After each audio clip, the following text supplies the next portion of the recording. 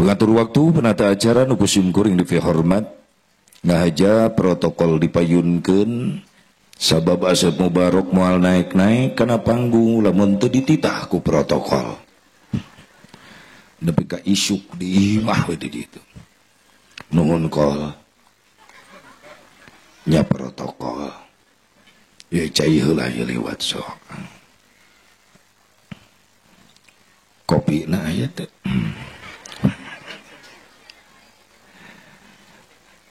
Jin teh panas, kopi panas gitu. Sasajen. Khusus ka para alimil ulama, para kiai, para asatid anu sangat dispesialkeun ku sim kuring. Naon margina para ulama, para kiai dispesialkeun, diutamakeun. Punten urang moal apal Islam jeung eusina, urang moal kenal ka Allah ka Rasulna, urang moal nyaho ibadah, moal nyaho syukuran. Lamun teu aya jasa-jasa perjuangan para ulama, para kiai, para asatid anu tos nyampikeun Islam ka urang. Hakikat kudrah iradah Allah, hidayah taufik ti Allah anu mangrupakeun iman nancep dina hate urang, tapi wasilah sababiyah aya jasa perjuangan para ulama, para kiai anu tos nyampikeun Islam ka urang. Pendak sareng Nabi can pernah, ningali wajah Nabi can pernah, nguping sonten Nabi can pernah, tapi kunaon dina hate urang aya rasa iman anu kuat, rasa cinta anu hebat ka Nabi. Sadayana jasa-jasa perjuangan para ulama, para kiai, para asatid. Leres. Leres. Berarti urang ngariung di dieu keur syukuran kana nikmat Allah, apal kana makna syukuran, apal kana hikmahna tolab ilmu, berarti apalna urang nu kitu teh ti para ulama, para kiai. Berarti jasa batur ieu teh Asep urang ngariung di dieu teh leres. Makana hayu urang diajar jadi jelema bener. Kumaha Asep jadi jelema bener? Orang yang baik adalah orang yang pandai berbuat jasa kepada orang lain, bukan orang yang pintar memakan jasa orang lain. Sing bisa nyieun jasa ka batur ulah pintar ngadaharan jasa batur. Leres. Cik atuh ai panggih jeung kiai jeung ustad di jalan kirang bara mere duit. Atuh nanya-nanya. Lain seuri mikir Padahal mah anakna dididik ku kiai bisa ngaji, bisa ibadah, bisa sholat, akhlakna mulia. Nu ngadidik kiai di majlis, di madrasah, di pasantren, eta aya kolotna panggih jeung kiai, panggih di jalan, teu nanya-nanya acan. Aya nu kitu di dieu. Tolol. Atunya jelema tolol nu kitu mah. Teu nyoho mulang tarima nu kitu teh. Leres teh. Padahal lamun anakna sukses berhasil jadi ahli ibadah, jadi mulia akhlakna, punten anu kaangkat derajat nu kasebut ti heula indung jeung bapakna. Guru nama teh disebut-sebut. Anak saya eta teh meuni rajin ibadah, anak saya teh ku akhlakna meuni mulia kitu, anak si Udin. Meuni ku hebat si Udin bisa ngadidik anak tuh. Bapakna nu disebut, kiai nu ngadidikna disebut teu. Ih amit-amit. Tapi giliran aya santri bedegong, aya santri goreng akhlak, lain indung bapana nu kabawa goreng, tapi guruna kiai nu kasebut goreng. Leres. Santri saha eta? Mun goreng akhlak itu biasa kiai eta. Ayo, sok aya nu kitu. Sok aya nu kitu. Makana urang nyieun jasa, mayar jasa ka jalma anu kacida gede jasa ka urang. Teu bisa mere dunia atuh mere doa nu aralus. Doakeun para ulama, para kiai sing diparanjangkeun yuswana, sing ditambi-tambi sehat wal afiat, tambi-tambi barokah ilmuna, tambi-tambi bilik rezekina, tambi-tambi istrina.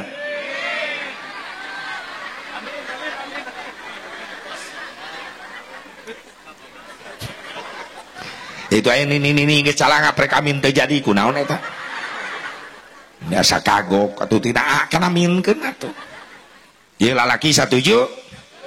Satuju. Ibu-ibu satuju? Pasti. Teu kudu riweuh antara ya dan tidak. Ya, amin, tidak, cicing. Teu kudu gandeng. Keun doa anu terakhir ulah waka tuh. Daripada kuring turun ceramah dicekek nini-nini. Nu penting doakeun para ulama, para kiai, para jang yuswa sehat walafiat. Barokah manfaat ilmuna garampang milik rizkina dipaparinan turunan anu saroleh tur salihah anu mampu neraskeun perjuangan-perjuanganna amin ya Allah ya rabbal alamin. Wabil khusus aparatur pemerintah setempat baik sipil TNI Polri bil khusus kersana Pak Kades Pakuwunya Pakuwu naon di dieu namina mana Pakuwuna teh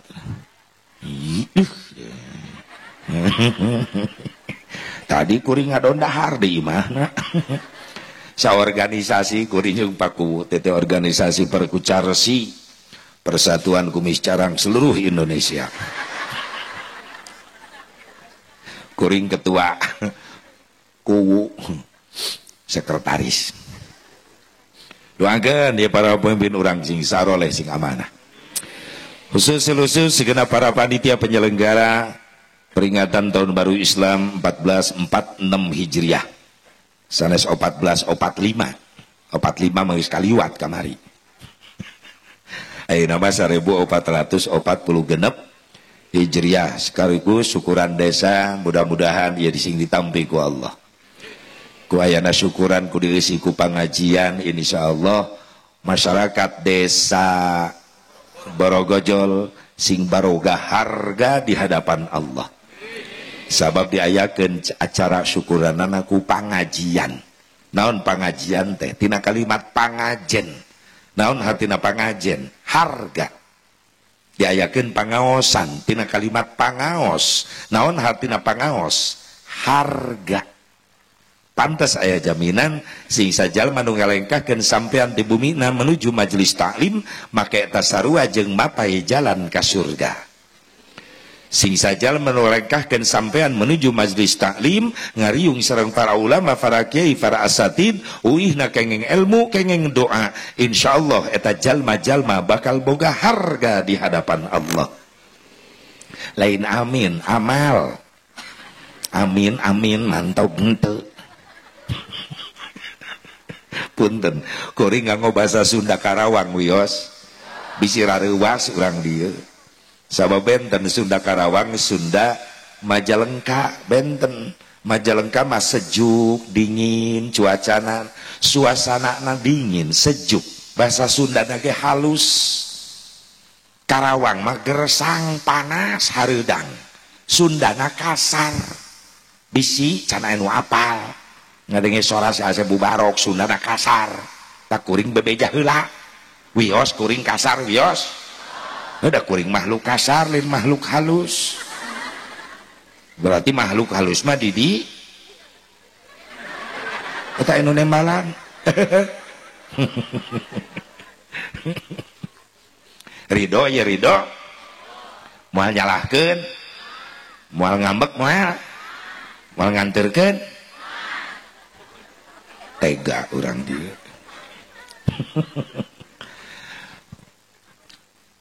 mudah-mudahan singgaradu harga di hadapan Allah. Jang ibu-ibu mah teu kedah diwartosan. Urusan pengajian ibu-ibu paling semangat. Punten. Sim kuring sanes muji payunan ibu-ibu. Emang kenyataanana di mana-mana ibu-ibu paling rajin. Teu aya kacape rutinan minggonan ibu-ibu mah. Leres teu? Suki-suka pengajian hadir ibu-ibu mah. Belaan seusehan numpuk ditinggalkeun. Kayak nyesek mah balik ngaji aya nu kitu aya taha dengekeun pepen emang pepen bahkan anu nekat ibu-ibu maka pengajian mamawa seusehan nyeseuh kiai meureunna ieu nu hese lalaki bapak-bapak pengajian hareupeun imah pura-pura we teu ngadenge tapi sanes di dieu sanes di ditu di Karawang di dia mimitina itu Ibu-ibu mah taya kacape, isu-isu kayak pengajian hadir, lohor aya pengajian datang, puting pinuh ibu-ibu tah. Hebat. Tak kuring lamun di Cikampek kayakeun resahriahan minggon antara seueur ngondang bapak-bapak. Olok undangan. Disebarkeun ka bapak-bapak 100, nu datang 5an. Aki-aki kabeh. Nu 4 sare, nu hiji batuk. Jadi mematahan karpet di majelis. Mending ngondang ibu-ibu, tolong undangan ibu-ibu mah cukup 1 undangan ke 1 desa, nu datang 1000. Hebatnya ibu-ibu ngan olok kejo. Eta resikona awewe teh teu kaop ngasongkeun kadaharan. Ih, teu ngitung menit detik geledis. Atuh bolu karak diasongkeun seak. Hilang dari peredaran jeung piring-piring na leungit opak dodol asongkeun leungit. Ibu-ibu tak tong aneh, ibu-ibu mah tiap balik ngaji tasna ngadadak lalin tuh. Ayo sia Nunung ngaku, aci hebah yayah dengekeun. Wah ya biaya, eta yayah di mana-mana, ayo bae, nginjem yayah sakedeung. Cek ibu-ibu, si Asep sok tahu, sade sok tahu, memang apal. Tapi mangaji sok di luhur, ibu-ibu dihanap, sok jelas katingali. Teko pae nu ngaliwat, siuk bebeskeun kana atas.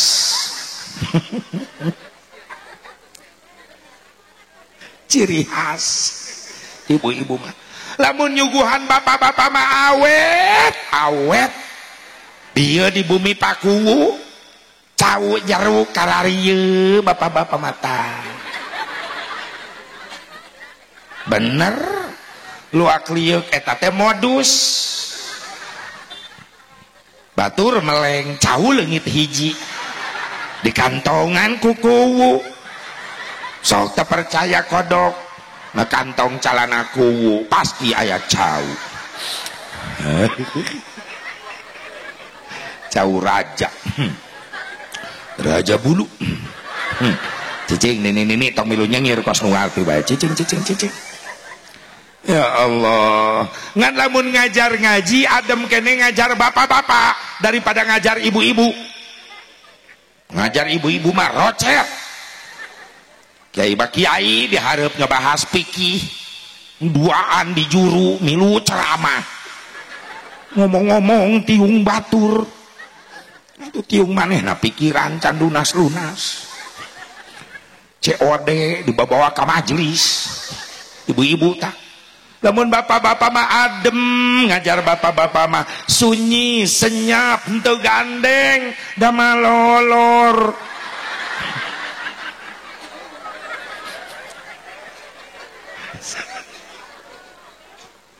Sabab bapak-bapak lamun ka majelis luak liuk neangan tihang jeung tembok.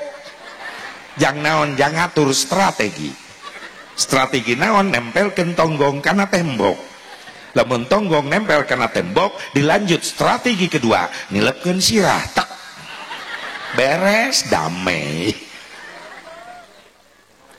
Wios bapak-bapak anu tos tunu masuk sare teu naon ulah kapangaruhan ku kuring ulah sok teruskeun bae teruskeun. Bahkan kuring maresep lamun kuring ceramah nu hadir kabeh sarare. Berarti kuring balik teu kanyahoan. Nu penting kuwu ulah sare eta nu penting. Atuh minta tanggung jawab ka saha balik ho. Ada berkat aya di kuwu. Tos dilebetkeun. Oh entos. Oh aman ai kitu mah. Sok aya nu poho ah. Kuring balik lengoh teu babawaan. Masalah eta teh. Masalah asal tiap balik ceramah lengoh ge geus mah jauh capek teu babawaan. Datang ka imah dipitnah ku pamajikan. Tu pamajikan jalan-jalannya. Jalan-jalan ceramah neng ceramah. Geuning teu moal berkat panitiana pohoeun. geus mah capek datang ka imah ribut jeung pamajikan tak di hari tak trauma jadi peringatan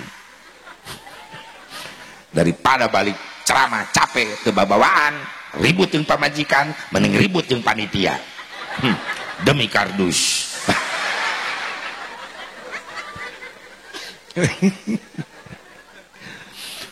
Mudah-mudahan segala rupi pengorbanan para panitia baik harta, tenaga, emutan insyaallah sing jadi ladang amal soleh. Nutos ngiring berkorban harta, tenaga, pikiran, ekonomi, rizkina, usahana, tanina sing leuwih dibarokahkeun ku Allah. Mayoritas para petani di dieu sing leuwih muncul hasil pertanianana buat bakal ibadah. Daya sanes jang bakal ibadah, jang bakal ibadah. Milarian artos jang bakal ibadah. Tolabul halali faridatun ba'da faridah, dengan duit nu halal wajib hukumna sabada migawe wajib, dengan duit nu halal wajib hukumna jang migawe wajib. Leres mudah-mudahan sing langkung dibarokahkeun ye pertanianana perkebunanana. Hadirin hadirat rahimakumullah, hadani Allah wa iyyakum ajmain. Mangati payun pangluhung kalbu kajembaran mana puji nu jadi panghias ati urang pintonkeun kana maha suci, pujian jadi panghias rasa urang sanggakeun kana maha kabasa. Goreng nitis wancur mustari ninggang mangsa nulugina takdir teu tiasa dipungkir kadar teu tiasa disinglar.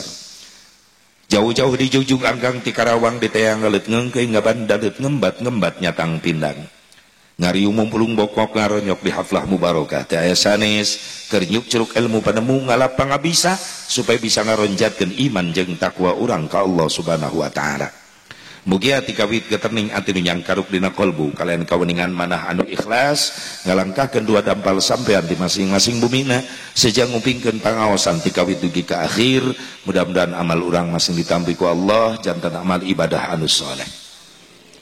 Salajana rahmat salam kalujengan bagi tetap salalawasna dilungsurkeun dikucurkeun tur dikecerkeun ka junjunan urang sadayana habibana wa nabiyyanal karim Muhammad sallallahu alaihi wa alihi wasallam, ka para keluargina, ka para sahabatna, ka para tabi'in, atba'ut tabi'in, ka para ulama-ulama salihin, katut ka para pengikutna, khusus urang nu hati di tempat. Mudah-mudahan urang sadayana masing kengeng syafaatul uzmana Kangjeng Nabi Muhammad sallallahu alaihi wa alihi wasallam. Untung orang jadi umat Nabi Muhammad sallallahu alaihi wasallam. Naon keuntungan orang jadi umat Rasulullah asep? Orang teh umat Islam teh umat nu paling mulia di hadapan Allah dibandingkeun jeung umat nu sanes. Ieu keuntungan orang umat Islam. Di mana ngitungna kemuliaan orang di hadapan Allah dibandingkeun jeung umat nu sejen asep? Apa orang mulia umat Islam di hadapan Allah gara-gara aya salat 5 waktu, umat nu sejen mah teu aya salat 5 waktu?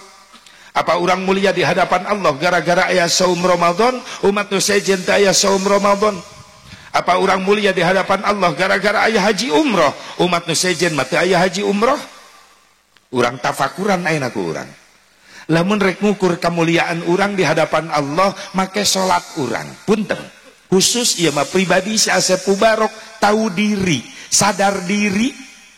Lamun rek ngukur kemuliaan si Asep Mubarok make salatna lohor, asar, maghrib, isya, subuh, si Asep Mubarok tahu diri, sanes suudon, sanes goreng sangka ka Allah, ngan si Asep Mubarok sadar kualitas salatna si Asep Mubarok masih jauh tina kasampurnaan, can mampu jadi ukuran kemuliaanna. Rumasa si Asep Mubarok boro-boro khusyuk eta salat tumanina can bisaeun. Duka urang dieu mah. Hah? Sami? Berarti aing aya babaturan di dia kitu. Sok jujur jawab masing-masing hayo. Kualitas salat urang tos sampurna teh acan? Rumasa boro-boro khusyuk tumanina ge can bisa leres. Takbir nepi ka peureum-peureum hayang khusyuk. Allah.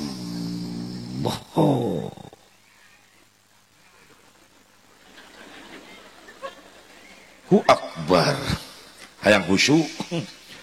Bisi gigireun urang aya takbirna model kitu ulah geureuhan. Saling menghargai bae. Ulah nyempad, ulah ngaledek, ulah moyok. Tungtuna mah salat henteu gelut teh di paimaran. gara-gara parbu takbir benahan diri urangnya heula masing-masing leres teu ayo takbir nepi ka peureum-peureum ternyata eta setan ngagoda urang lain di luar salat wae keur salat ge keur ibadah digoda supaya batal ibadah urang. Pantas dina riwayat Rasulullah ngajarkeun ka para sahabat cik memeh dibaca niat salat teh maca heula doa perlindungan mana Rabbi inni a'udzubika min hamajatis syayatin wa a'udzubika Rabbi ayyahdurun. Osok diawas eta ibu bapak osoknya aya nu osok aya aya alhamdulillah mudah-mudahan Allah ngahampura kana ngabohongna amin.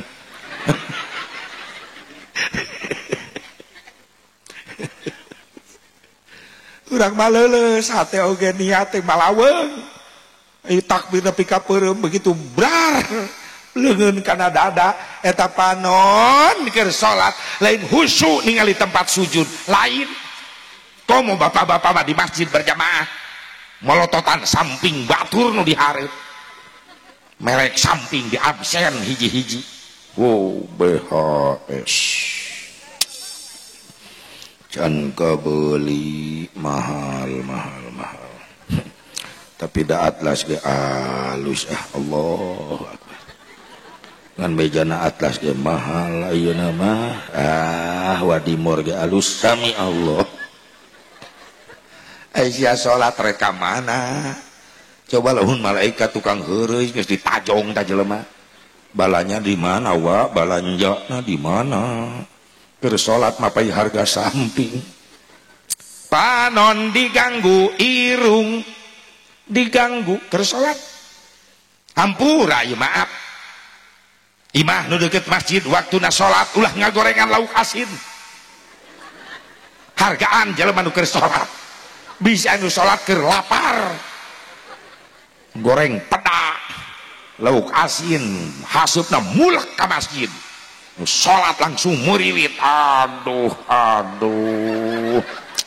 cocokna jeung peuteuy ieu mah samel goang sanguna diliwet balik salat ngaliwet Allahu akbar. Aisyah rek ka mana deui sok anu kagoda irung ge ngebuyarkeun kahusyuan leres tak panon diganggu irung ceuli hei imah nu deket masjid wayahna waktuna salat ulah nyetelan kaset hargaan jelema nu keur salat di masjid bisa anu can istiqomah ceulina sadaek-daek musik menengah jelger kadenge ka jero masjid budak ngora can istiqomah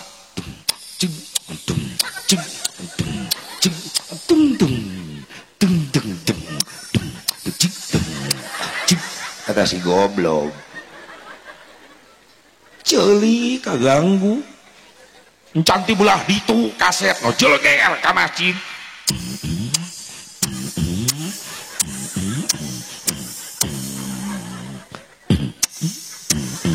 piraku ruku ngebor cek malaikat dibor si aku aing di akhirat irung kaganggu ceuli soca encan hiji deui ieu maaf ulah ka jamaah ulah ka santri kiai nage eleh kahusyuan kiai salat buyar gara-gara digoda kudu hiji ieu naon kiai keur salat nahan hitut pasti anu rumasa ngalaman sih ayo leungit kahusyuan dibatalkeun nya sarokaat deui teu dibatalkeun geus nyedek kana gerbang pan eta resiko eta antara ya dan tidak ya tembakeun tidak tetap dalam pertahanan tapi kan ripuh akhirnya teu pararungguh eta salat coba tolong saksikan dengan seksama bagaimana orang sholat nahan hitut.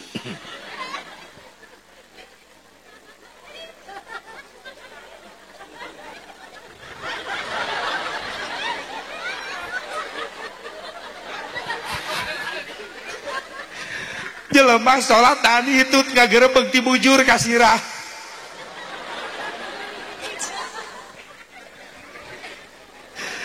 Geuning Asep nyaho, hai ngalaman.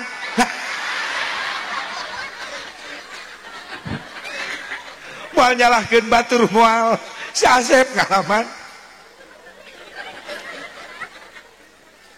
Ya Allah, mantak bapak-bapak lamun berjamaah di masjid, hareupeun urang aya nu mencurigakan. Ti bujur kasirah ngagerebeg. Itu patut dicurigai. Eta jelema keur nahan hitut. Ulah asa-asa Pak, gerewahkeun we ti tukang. Wey, pret langsung ngebledak eta. Sabab kondisi eta knalpot keur empot-empotan eta. Heuh, knalpot teh liang tai. Bapak-bapak mati bujur kasirah. Mun ibu-ibu leuwih kanyahoan, leuwih jelas. Mukenana panjang, tihanap ngagerebeg. Eta di salat nahan gempa lain. Nini hayang hitut eta teh. Jujur kualitas salat urang masih jauh tina kasampurnaan. Sing dihampura ku Allah. Amin ya Allah ya Rabban. Lamun lain gara-gara salat Asep, mungkin gara-gara puasa Ramadan, maaf. Masih jauh kualitas puasa urang. Urang mah Ramadan puasa ngan ukur bisa nahan lapar haus wungkul. Bibir mah teu milu nahan puasa, teu milu puasa.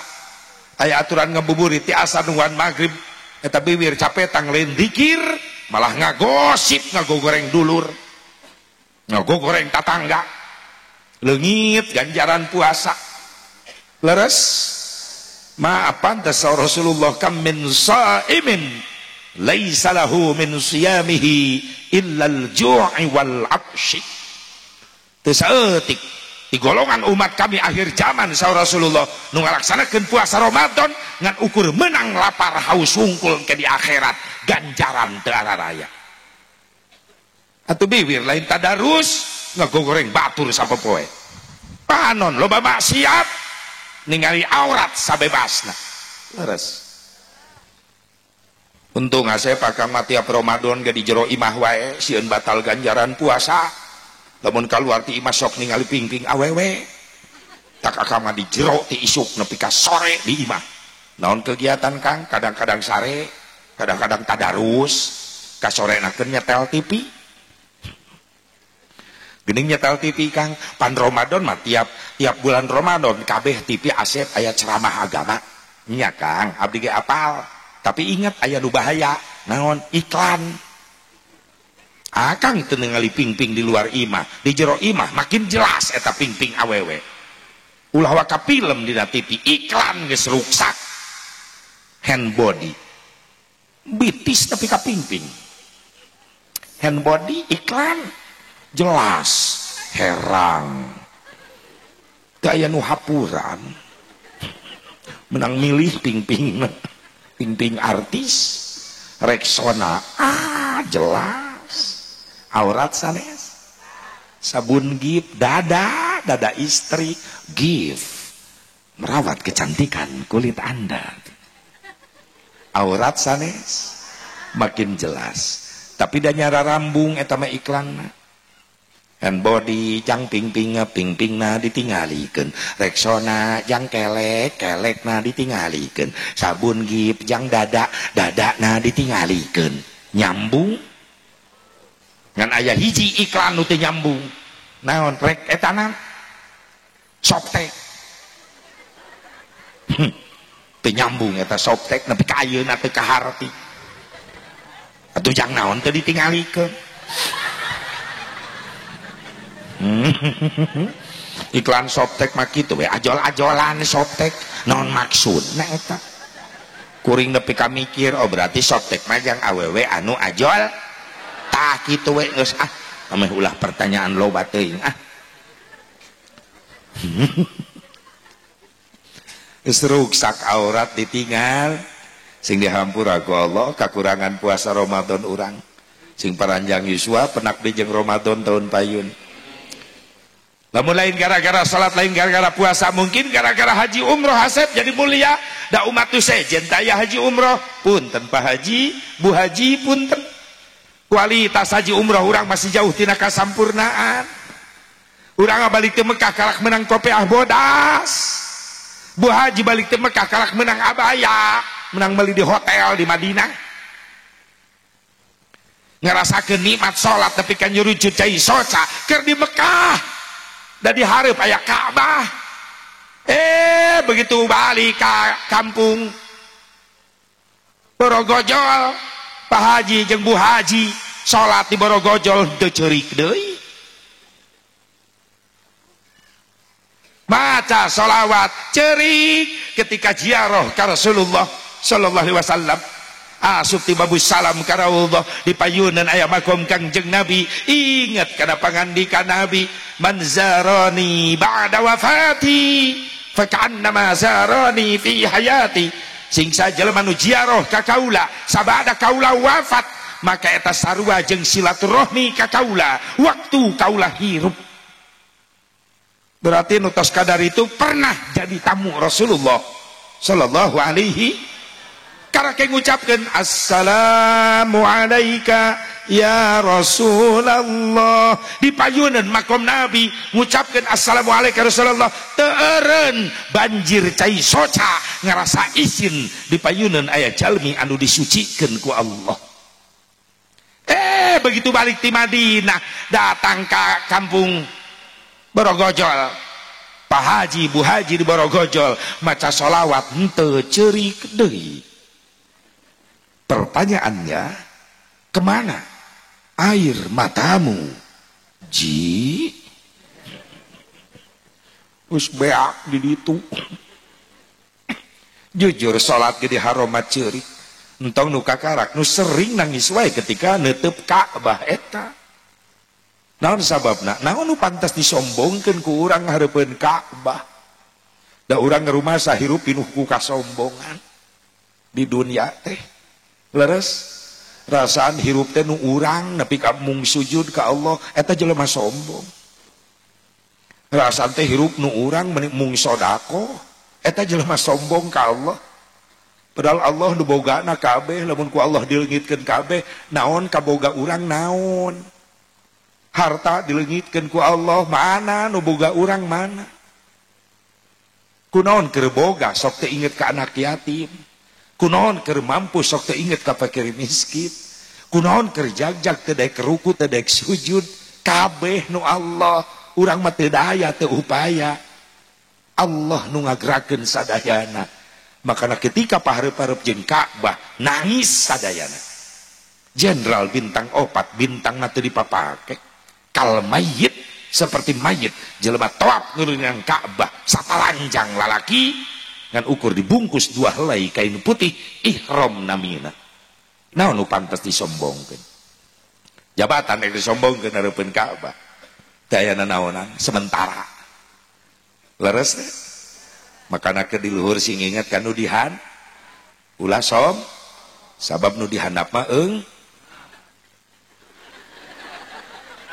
teu jadi kadinya dinya kumaha eta teh?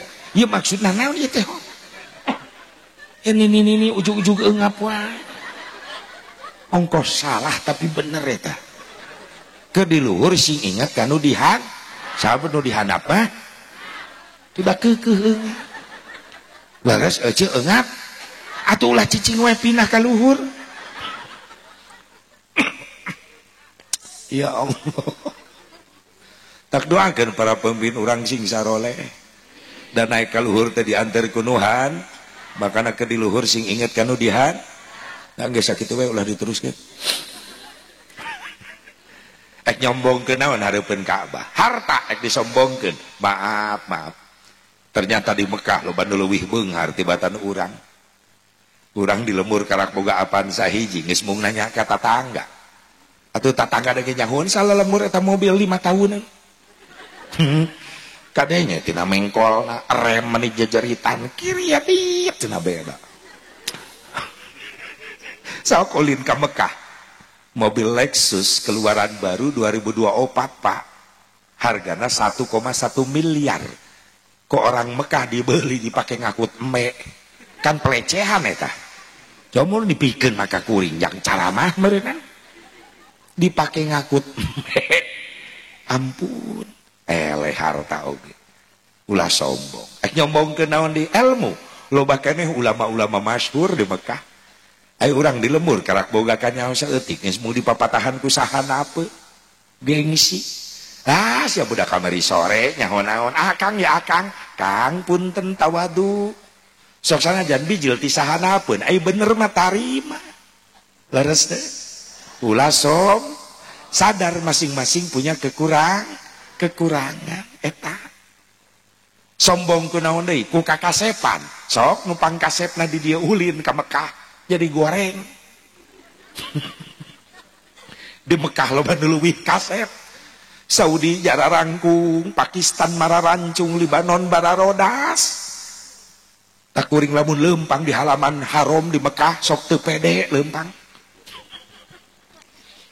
Atuh hareupeun kuring Saudi jangkung, kuring pendek. Libanon bodas aing geuneuk. Turki mancung aing pesek. Ah, sadar diri mundur we ka tukang. Sok du ganteng ti hareula sia ti hareula. Kuring di tukang tungkul bari syukuran ya Allah nuhun abdi tiasa ka dieu deui. Nikmat Gusti teh aya eta nganana nuhun Gusti. Aing geus disyukuran mah kahibur hate burudul ti tukangeun datang jamaah Afrika negro. Kuring nyelap kadinya gabung. Ya deh aing nu hurung. Sakieu mah alhamdulillah. Ulah sombong. Geulis ek disombongkeun. Sok init ka Mekah sia Nopi. Lilis Imas ulin ka Mekah. Jadi goreng di ditu. Loba nu leuwih geulis. Libanon mah bening. Loba aki-aki ti tatarajong leumpang di ditu gara-gara meleng. Anu geulis di Libanon kieu jedak kana tihang masjid.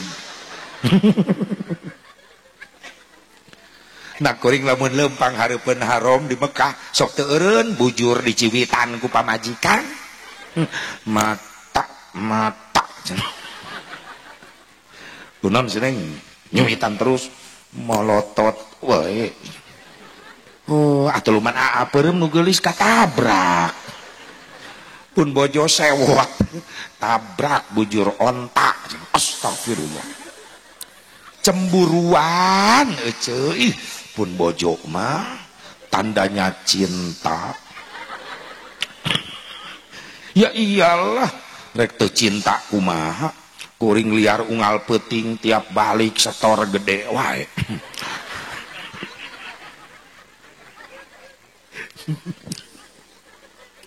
Asal balik jam 2, jam 3 janari panto imah geus muka. Pun bojo geus ngajegan panto. Assalamualaikum. Waalaikumsalam warahmatullah. Neng, udah bangun? Ya udahlah, suara mobil kedengaran. Mana nu ti kuwu? Kuwu. Awas dengekeun kuwu sing jelas ya. Mana nu ti kuwu? Da apaleun na buku agenda jadwal aya panitia. Kuwu. Kodok kantong tah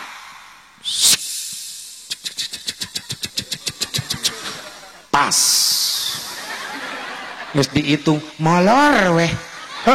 Aing na pantos sorangan ditinggalkeun. Tah tidinya kanyahoan bapak-bapak lamun bapak hayang dipikanya dipika cinta ku bojo koncina teh aya deui iwal tidu doa.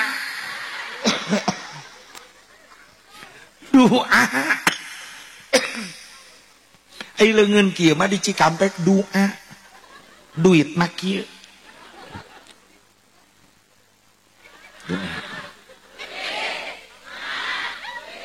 Kudu dilatih heula. Ibu-ibu melotot. Ulah munafik si Asep, ieu mah dunya, di dunia mah butuh duit, nya doa butuh, duit butuh. Da kiai ge moal boga pasantren, lamun syariat teu boga biaya jang meuli bahan bangunan anak. Moal boga masjid, syariat lamun teu boga duitna jang biayana. Awewe muslimat tutup wajib nutupan aurat, kerudung busana muslimah, lain menang nyeun sorangan Asep, batur nu nyieun, geuni dipake ku ece halal, sabab dipeser make. Ieu mah dunya butuh leres teh. Makana ka ustad ka kiai tong mitnah wae. Sok loba nu mitah ka ustad teh mitnah wae. Ustad mah kudu ikhlas. Maksud Allah Ustad ge jelema butuh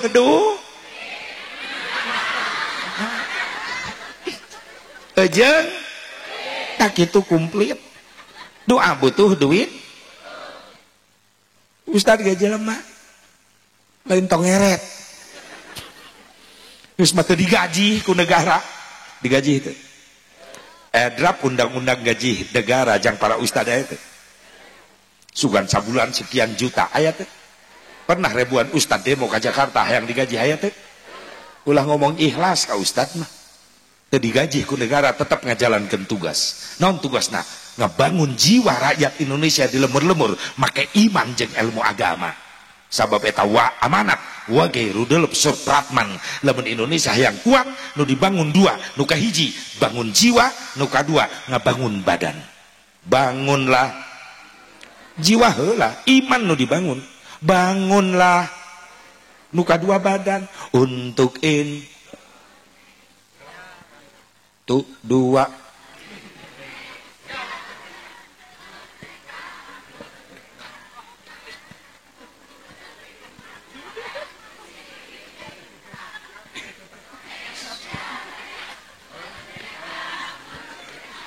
hiduplah Indonesia Raya. Kieu mantan jeliken dirijen itu jeliken mah kompan aing bener. Bangunlah jiwanya, lalu bangunlah sok sanajan bangunan badan fisik bagus, gedung mararewa, jalan sukses.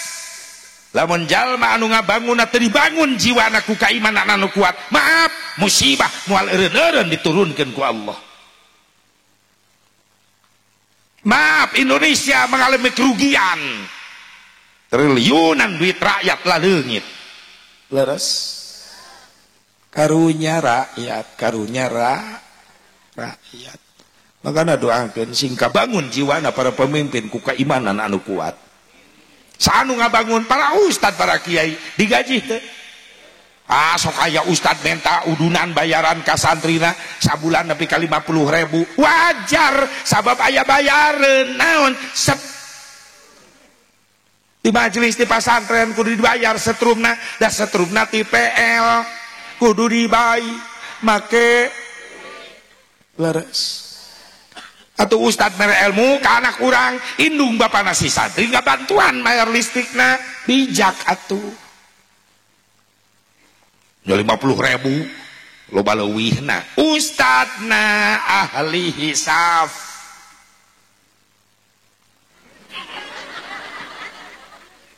Udud ustadna beuki rok sahibul asbaq, CS asbaq. Sabab dalilna kuat eta ustad, la ududa illa ma'a ududin. Teu sampurna udud kecuali ngareneng jeung jelema nu mawa udud gitu. Dalil kedua, summal ngofi ba'da dahari aula wal qahin wa syamsu in barisila gitu. Ya Allah ya Rabbana, maaf ibu pak teh anu gratis ku zaman ayeuna teh aya setrum di majelis di pasantren kudu dibahaya. Ad-dunya bid-duit wa ma bid-duit sakit, ad-dunya bid-duit gesit, ad-dunya bil fulus ma fi fulus mampus, ad-dunya fi fulus, lulus anu gratis. Tapi kang ngahejeun di WC umum mayar di terminal sabaraha Majalengka masih 2.000, berarti sami jeung di Karawang masih 2.000. Kita pertahankan, jangan sampai ada kenaikan harga ngising.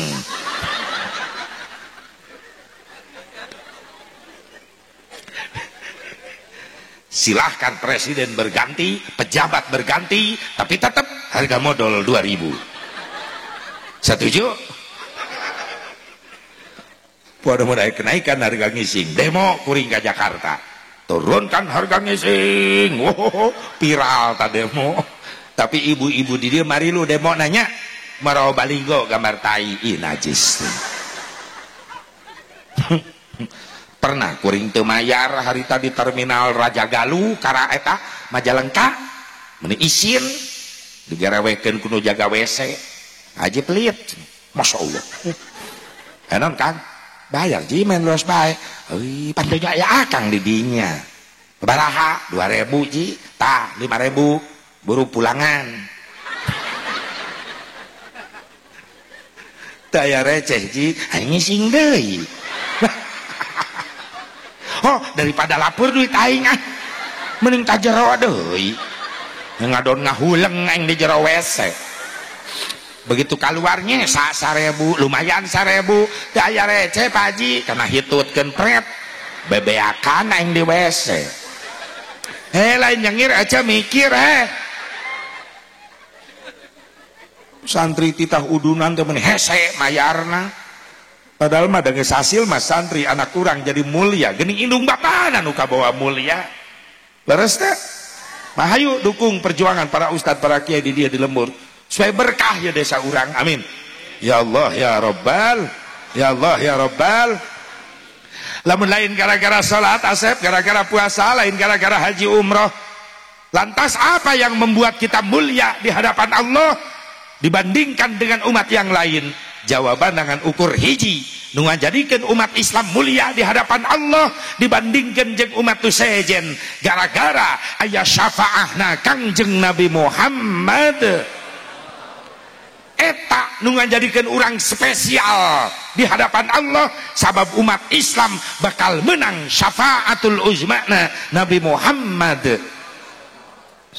Umat nu sejen mah teu meunang. Di mana Asep eta syafaah nangke di mahsyar. Ketika jalma dikumpulkan di padang mahsyar sadayana jalmi-jalmi riweuh milarian pertolongan ka ditu ka dieu sing gerewek. Ti kulon lumpat ka wetan, ti wetan lumpat ka kale ka kieu pabelit jelema neangan pertolongan di mahsyar. Bring sakabeh jalma datang ka Nabi Adam, cek Nabi Adam aya naon kadarieu nyuhunkeun syafaah Nabi Adam. Kumaha cek Nabi Adam? Hampura kaulah teu bisa nyafaatan araranjeun sabab kaulah izin ku Allah. Izin ku naon Nabi Adam? Kaulah pernah nyieun kakhilafan sehingga kaulah diturunkeun ti surga ka dunia. Kaulah tobat di dunia ratusan tahun sujud kaulah hayang menang pangampura Allah. Izin kaulah ku Allah pernah nyieun kakhilafan. Mending datangan tu Nabi Nuh ngapring ka Nabi Nuh. Jawaban sami cek Nabi Nuh hampura kau lagi teu bisa nyafaatan araranjeun sabab kau lagi izin ku Allah. Ya alasanana izin sadayana. Izin ku naon Nabi Nuh? Anjeun jadi mulia dibere hirup ku Allah di dunia sampai ratusan tahun. Saur Nabi Nuh hampura kaulah izin ku Allah. Kaulah dakwah nyebarkeun Islam ka mana-mana supaya jelema arariman ka Allah. Lain dulur lain baraya loba nu dararatang ka kaula maraca syahadat marilu iman jeung kaula tapi ternyata kaula nu dakwahna anak kaula nu teu milu iman. Kanan izin kaula ku Allah kaula nu nyebarkeun Islam tapi anak kaula nu nolak sampai digebruskeun dina banjir. Tong menta syafaah ka kaula kaula izin ku Allah. Mending datangan tu Nabi Ibrahim ngabring kapayunan Nabi Ibrahim. Jawaban sami Sau Nabi Ibrahim hampura kaulah gitu bisa nyafaatan araranjen sabab kaulah isin ku Allah. Isin ku naon? Pernah tejujur kaulah di dunia? Tejujur kumaha? Bapak kaulah tukang nyeunan patung-patung sesembahan. Peting-peting eta patung nu laletik diancur-ancurkeun ku kaulah make kampak. Disesakeun hiji patung panggedena, kampakna digantungkeun dina leungeun eta patung. Isuk-isuk bapak kaulah ngadat, ieu saha anu mekrekan pangeran-pangeran urang? Didinya kaulah teh jujur, Pak, nu ngancurkeun eta patung nu laletik itu patung panggedena, kampakna dina leungeunna keneh. Kaulah pernah ngarasa teh jujur, isin ku Gusti Allah. Mending tuh datangan Nabi Musa, ngabring ka Nabi Musa. Sami jawaban Nabi Musa hampura kau lagi teu bisa nyafaatan araranjeun sabab kau lagi isin ku Allah. Isin ku naon Nabi Musa? Anjeun Nabi mulia menang gelar kalimullah. So Nabi Musa hampura kaulah isin ku naon?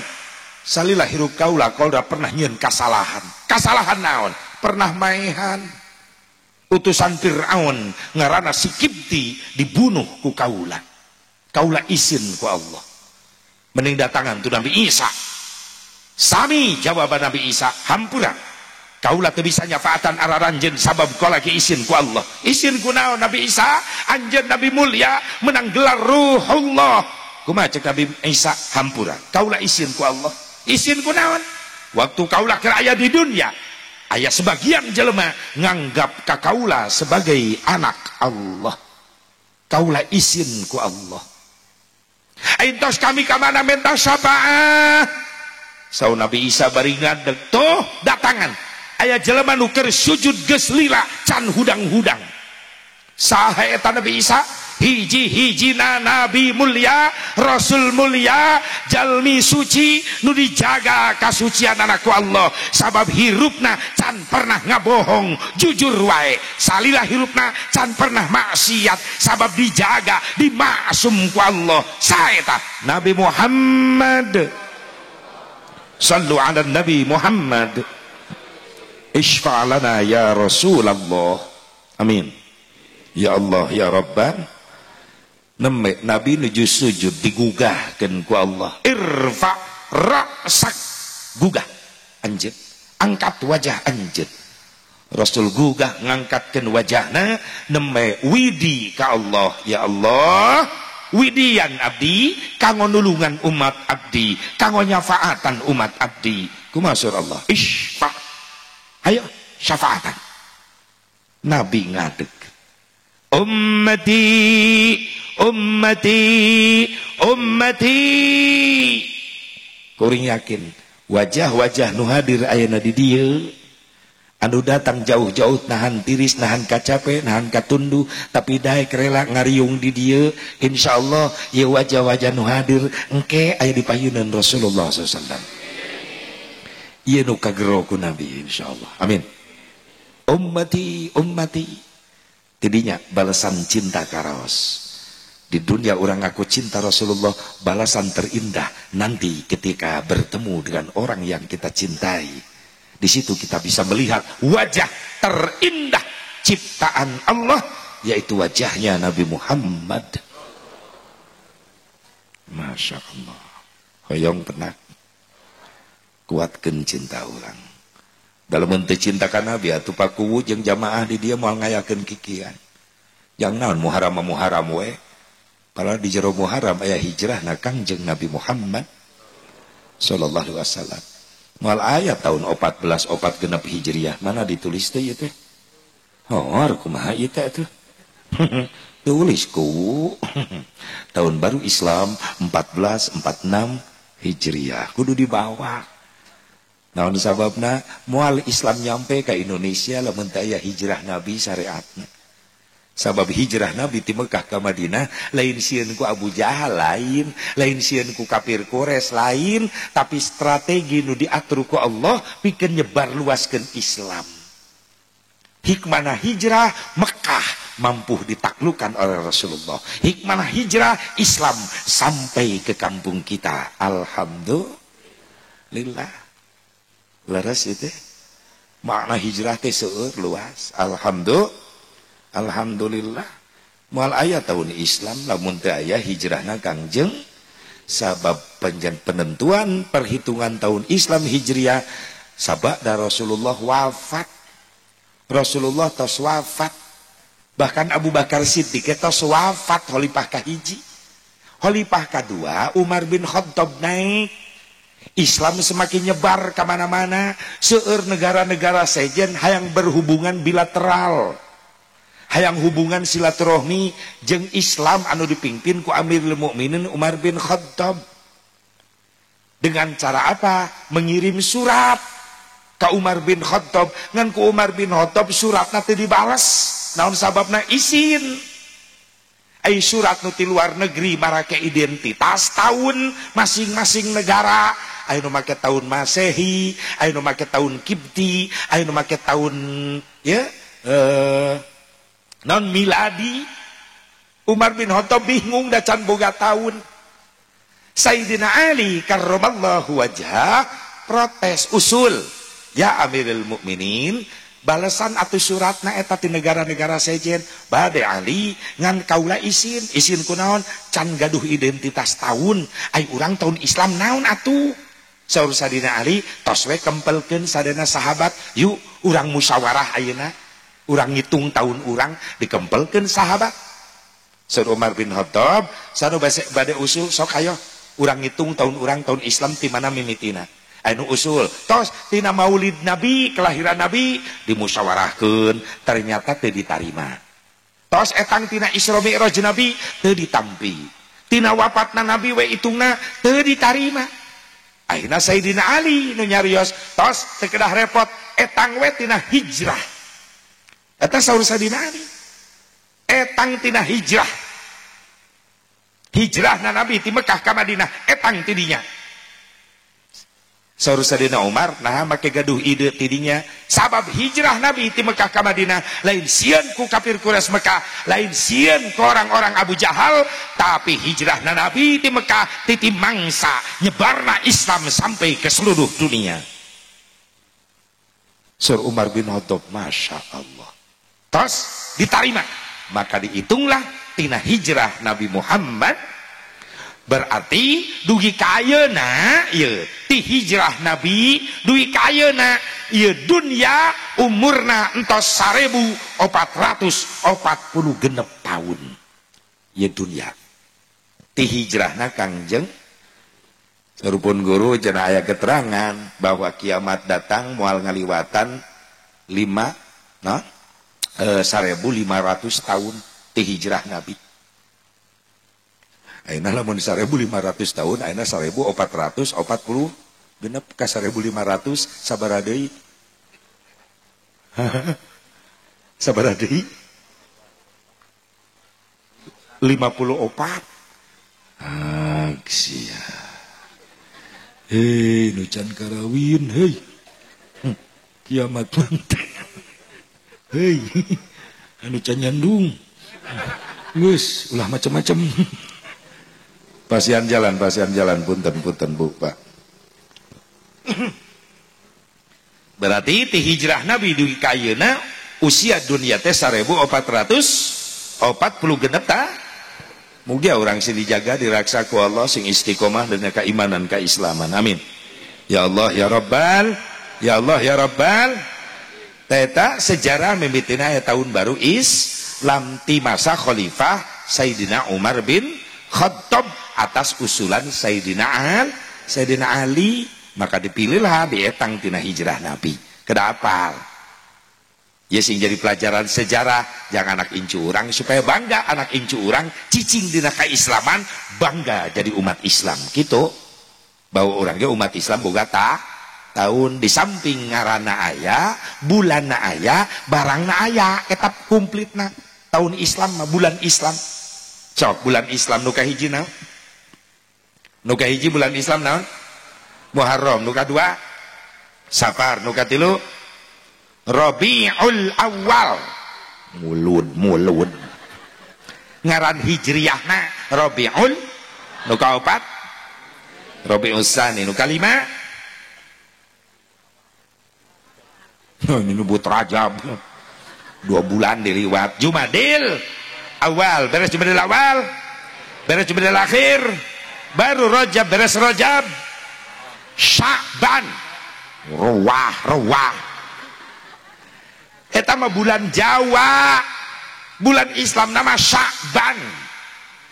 Can aya Nabi ngadoa Allahumma barik lana fi Rajab wa Rawaha. Sya'ban, beres Sya'ban, beres Ramadan, beres Syawal, Zulqa'dah, hafid bulan Jawa, bulan Hijriah Islam nama Zulqa'dah. Sok hafid bawa ke Mekah. Orang Arab ngaharuleng ngadenge hafid. Mah huwa hafid. Dijawab kurang dia nu umroh hafid ispaha kejepit. Zulqa itu bulan ke-11, bulan ke-12 Zulhijjah. Cik atuh Muharraman teh Hijriahan teh wauwaukeun bulan Islam atuh ka anak urang. Ngaku Islam teh nyaho kana bulanna sorangan.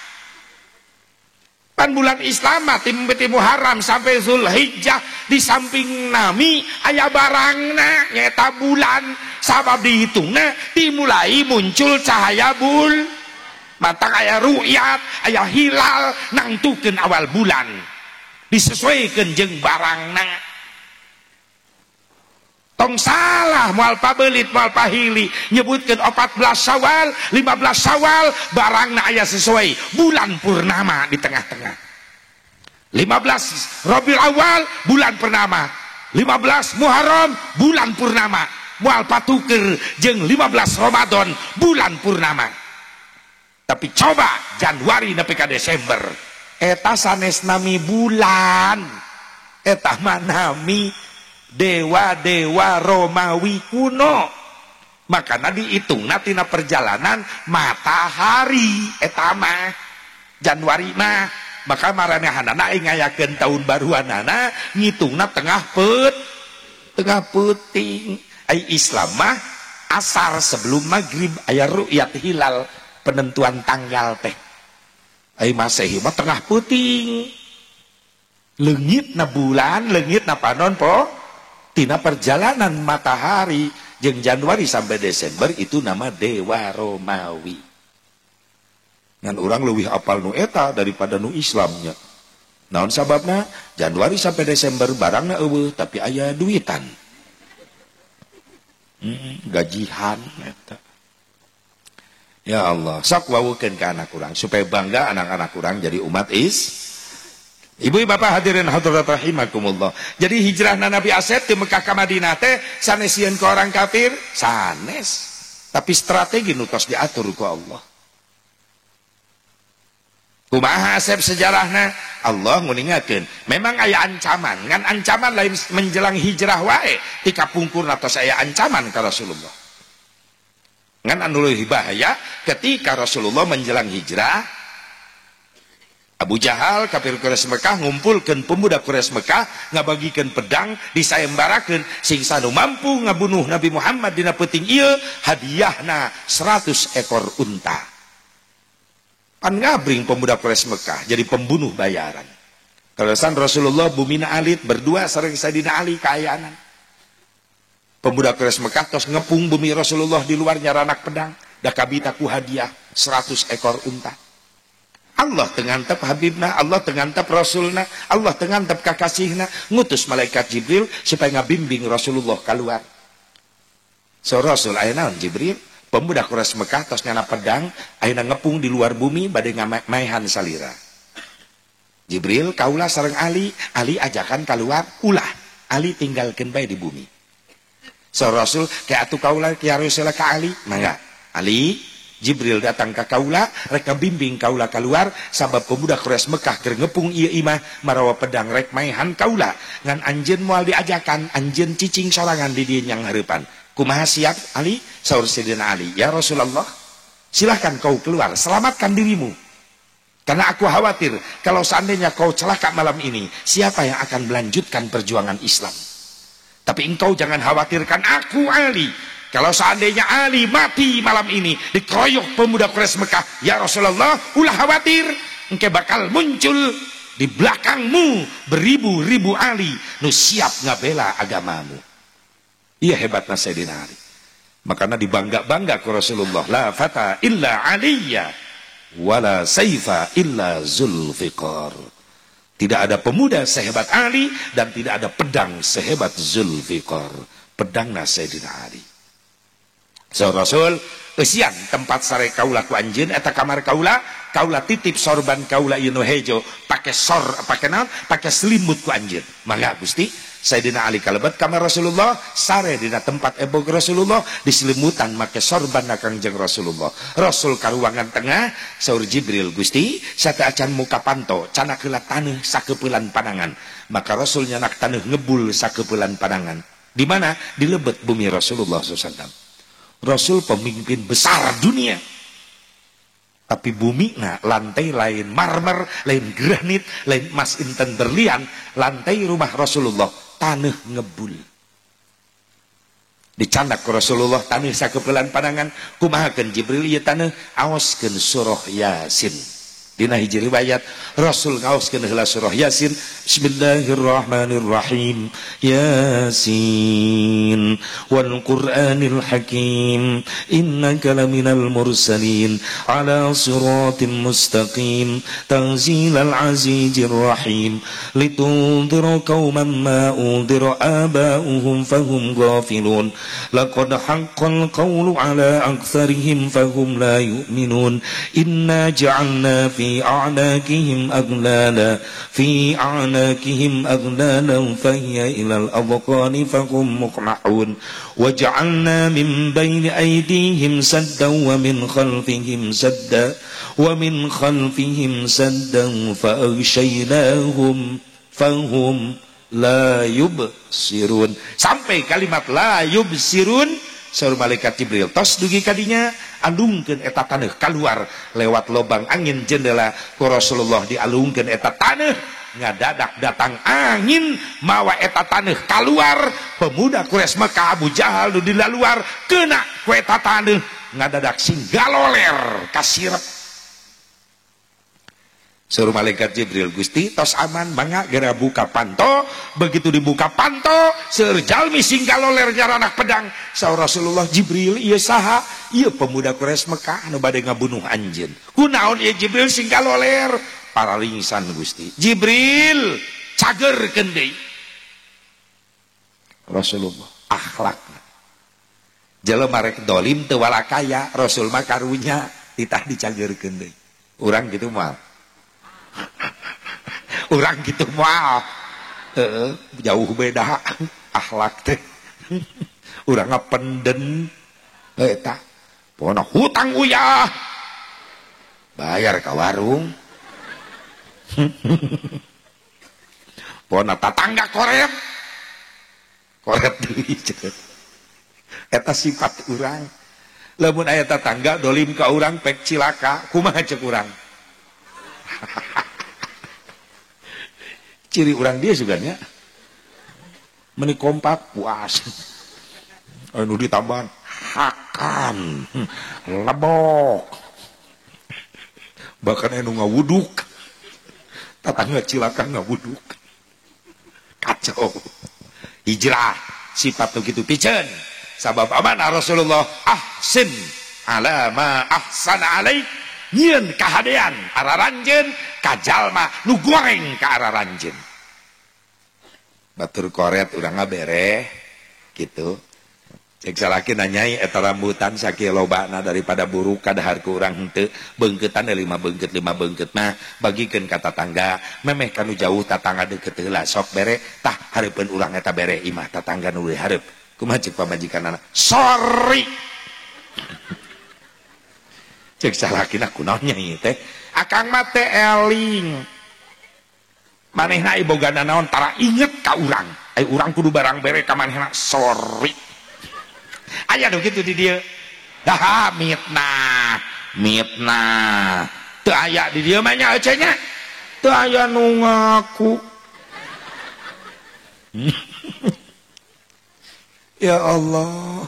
hiji tah bawaeun balik ngaji piceun sifat dendam ganti ku silaturahmi insya saur malaikat Jibril Gusti ku mulia-mulia teuing akhlak salira atuh engke ge didamangkeun deui Gusti ieu mah sementara urang ngaliwat bener Jibril dicalageurkeun deui leres Gusti ayo mangga urang ngalekah berangkat Rasulullah nyamper ke Abu Bakar Siddiq tini langsung ke Jabal Sur di Jabal Sur lebetlah ka guha na ditutupan ku Allah nganggo ramat lancah sareng sayang manuk ieu nu disebat wallahu khairul makirin dan Allah sebaik-baik yang membuat tipu daya Abu Jahal rek nyieun tipu daya ka Rasulullah digagalkeun ku Allah malah dibales ku Allah ku tipu daya Allah pemuda keras maka Abu Jahal sing korejat salager deui terus ngalabrak bumi Rasulullah anu ngagoler di kamar begitu rek dikadek Sayyidina Ali nu gugah Sayyidina Ali teu dibunuh mung disiksa eleh Sayyidina Ali mengalami kekalahan satu kali dikeroyok Sayyidina Ali dibeungkeut di talian dina tempat tidur Rasulullah sabab sieun jadi penghalang cek pemuda Quraisy Mekah cek Abu Jahal geus eueuh deui panglupatan iwal leuweung nu deukeut ti urang Jabal Sur ditaik ke Jabal Sur kumpul di Jabal Sur ternyata di luhur aya gua cek Abu Jahal pasti nyumput di dieu emang leres dilebet aya Rasulullah duaan cek pemuda Quraisy Mekah teh heula cenah mun Muhammad geus asup ka guha lewat mana tingali lawang geus kahalangan ku ramat lancah mun aya jelema asup atuh ruksak ieu ramat lancah berarti geus teu aya jelema nu ka dieu geus lila ieu leuweung teu didatangan tuh sayang manuk teh nu arenogan aya Rasul dilebet aya ieu tipu daya Allah hebat luar biasa subhan cik Abu Jahal berarti lain di dieu di tempat nu sajen ditinggalkeun karaket tilu lengkah aya cak-cak di sada di jero guha cik Abu Jahal aya cak-cak di sada maksudna naon lamun di hiji ruangan aya cak-cak di sada berarti aya penghuni cek pemuda Quraisy Mekah penghuni ti mana asup lewat mana geus nyokot batu nyanak batu Abu Jahal dibabetkeun kana lawang guha nyeleber eta batu keuna kana ta'ar Rasulullah sampai keluar getih Rasul nahan ka nyeri bade ngaguak sampai ngegit lambe saur Abu Bakar Siddiq supaya sorak teu kaluar nahan nyeri Abu Bakar Siddiq hampir teu kawasa rek luncat ngahajar keluar ngan ku Rasulullah dijagaan saur Abu Bakar Siddiq malah Rasul ngajawab Allahumma hdi qaumi fa innahum la ya'lamun mantak itu ge Abu Bakar teh nyahoeun sabarna Rasulullah cek Abu Jahal geus eueuh sasaha buktina eueuh nu ngaguak-guak acan ditinggalkeun begitu tos jarauh sa Rasulullah Abu Bakar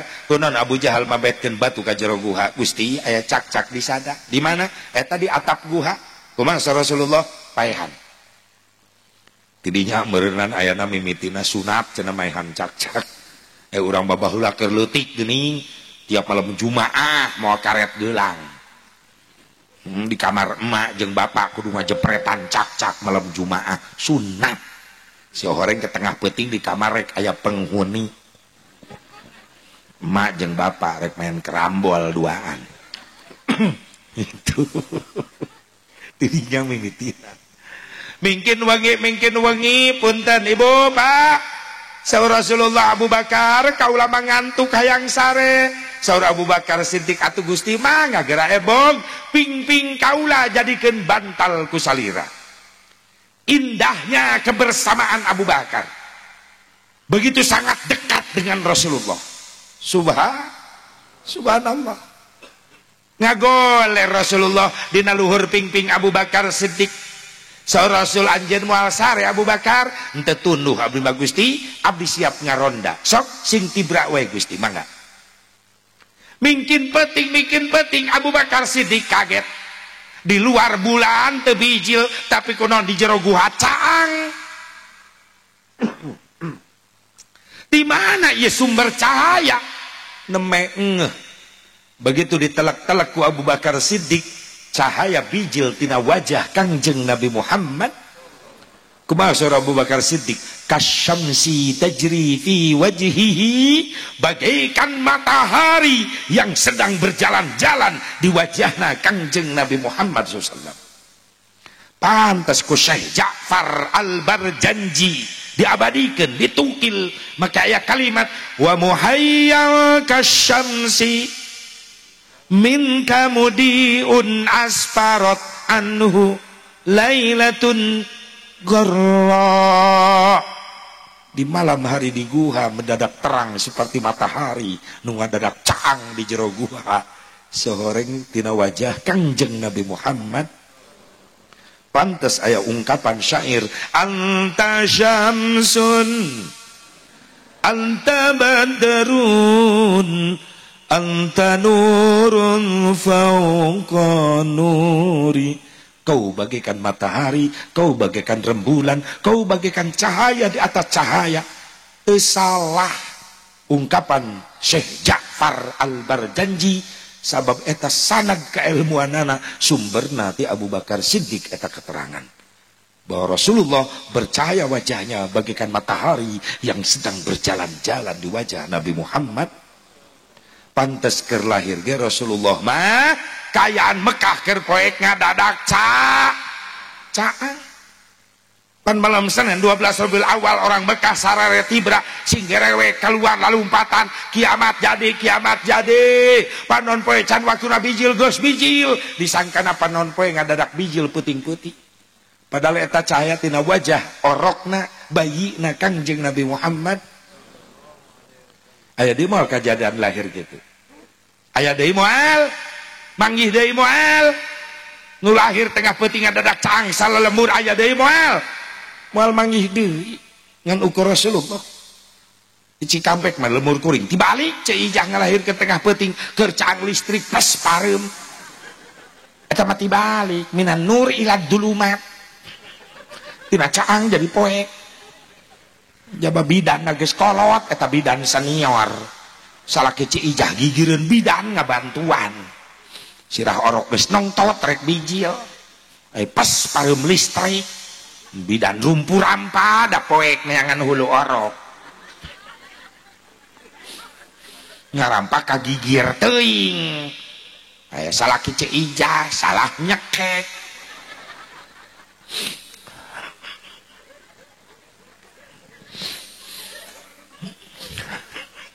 Ya, bidan rewas salaki Ciijah calangap. Ya, gara-gara palem listrik hulu orok jadi ngaleutikan. Atuh salaki Ciijah gogo akan bubidan. Ih geli. Ieu mah lain hulu orok lain. Naon atuh jang ieu mah hulu kobra.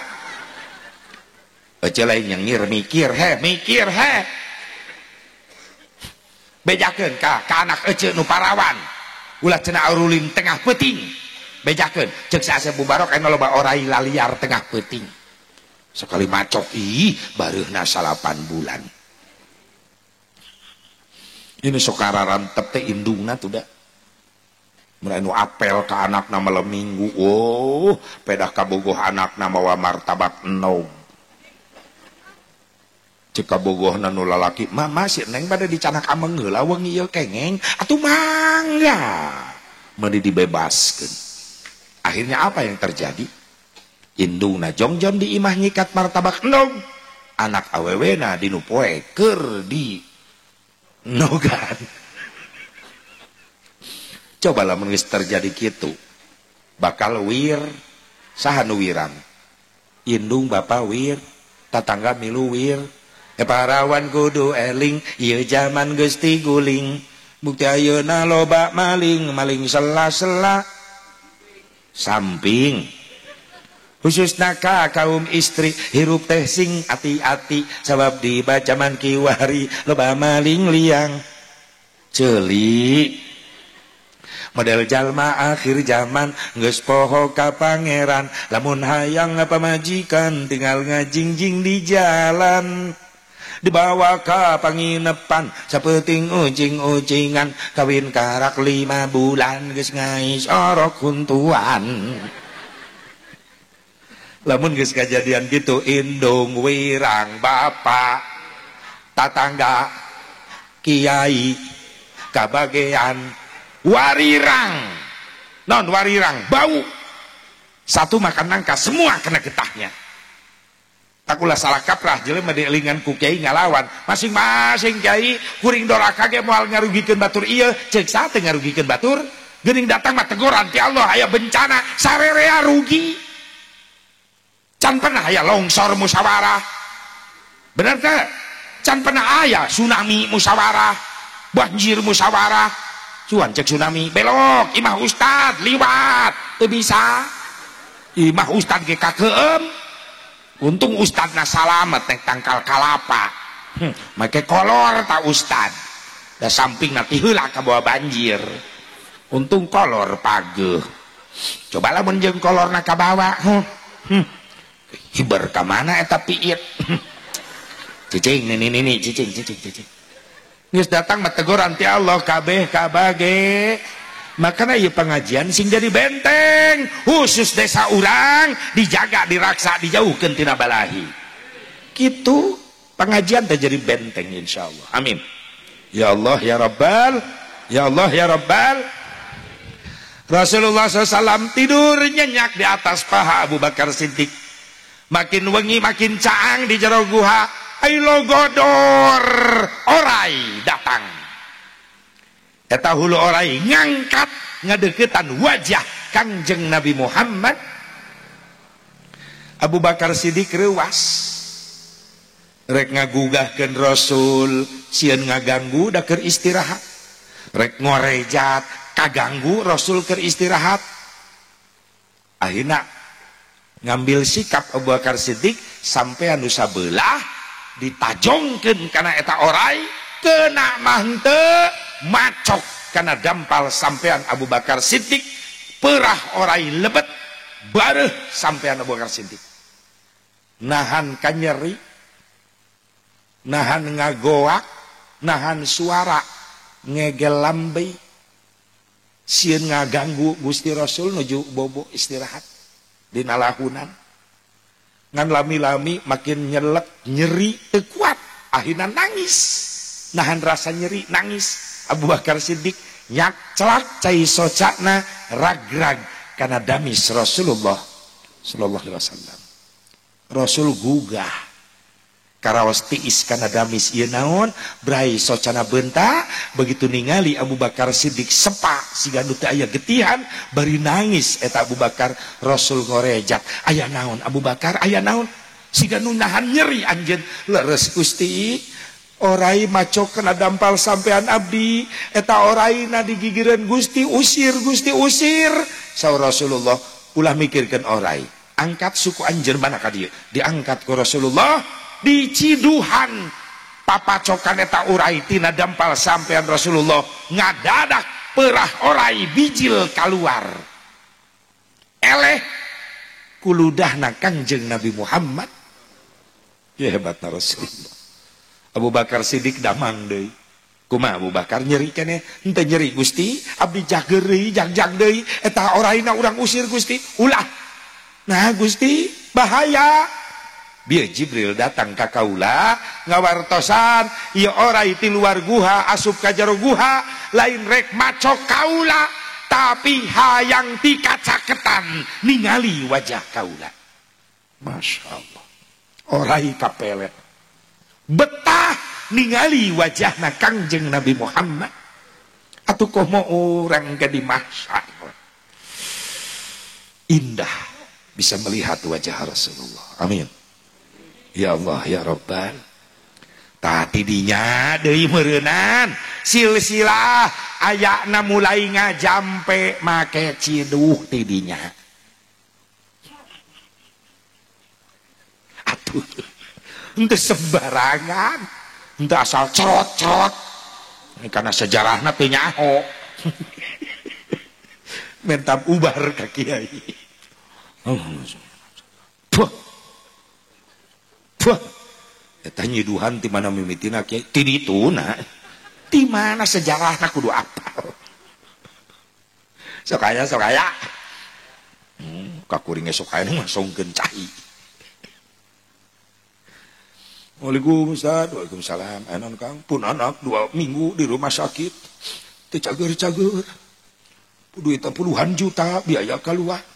dicanak uih ku abdi atau make ka kuring malain dokter sugan we berkah doa anak ustad abdi nyanak cai kanggo pun anak atuh kadikeun sangarana Ajum bin Jai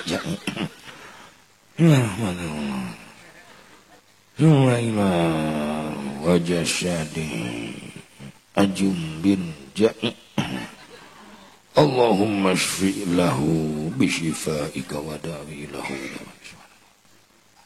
ya syafi'al amrad ya syafi'al amrad ya syafi' khususan ila jasadi Ajum bin Jai Allahumma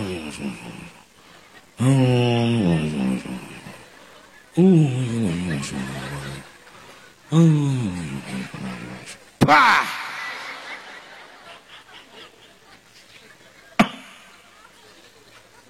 ngajampe nu molor cana kuwi ka bumi leueutkeun ka putra terus sebagian dikompreskeun mudah-mudahan dikabul dijag-jagkeun ku Allah nuhun ustad abdi bade pamit wae sing diijabah doana amin amin ya Pak Ustad ya malah ala kadahar kanggo mese rokok ulah kikituan lain tadi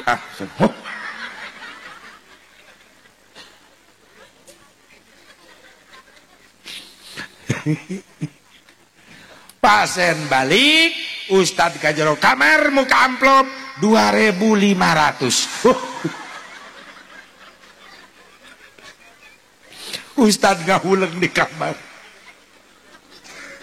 teu mahi sabungkus-bungkus acan nyaho kieu mah jeung reuhakna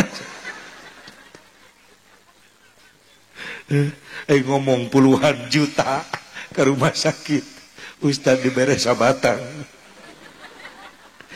eta pemerkosaan ai kitu teh mentak tatangga kuring di Cikampek para ustad meuli karuru bararegang kasadotan ikhlas maaf kuring sok ngerasa tegenah kunaon umat Islam lo bantu teu adil kumaha jangan belaan urusan dunia ilmu dunia ratusan ribu jutaan wani mayar tapi jang pendidikan agama lu bisa ngajamin budakna soleh bisa ngangkat derajat indung bapa meuni hese malalayarna adil atuh mah kursus komputer mah 300.000 mah bayar mah kursus bahasa Inggris 300.000 bayar mah cep ka ustad 50.000 infak di majelis sabulana bedakeun ka ustad sia mangke disakaliguskeun satauneun nepi ka henteuna aya nu kitu di dia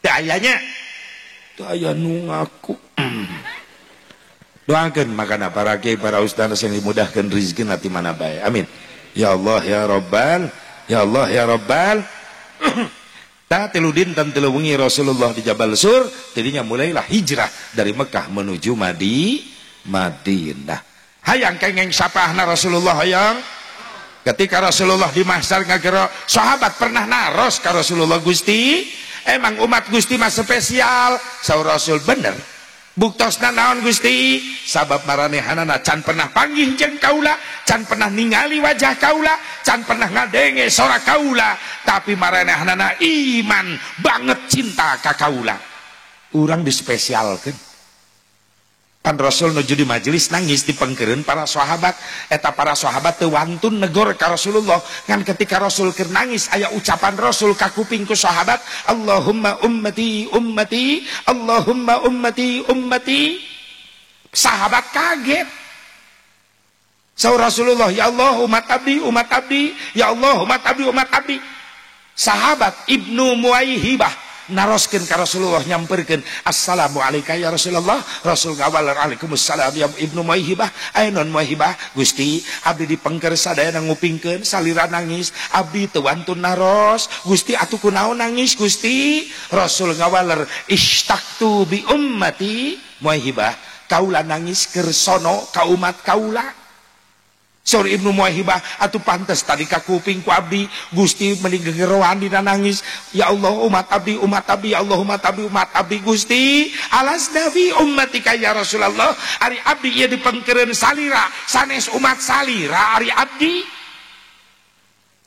Gusti nangis mending nyegruk kitu sono ka umat Gusti ari abdi ieu dipengkereun Gusti sanes umat salira ari abdi ieu Rasul ngawaler lah bal antum ashabi lain anjeun mah kabeh sahabat-sahabat kaula pami Rasul ngamanjakeun sahabat kitu anu jelas Rasul mah uninga nu namina sahabat Ansor sahabat Muhajirin geus dijanjian ku Allah bakal jadi tatanggana Rasulullah di surgana Allah menang jaminan.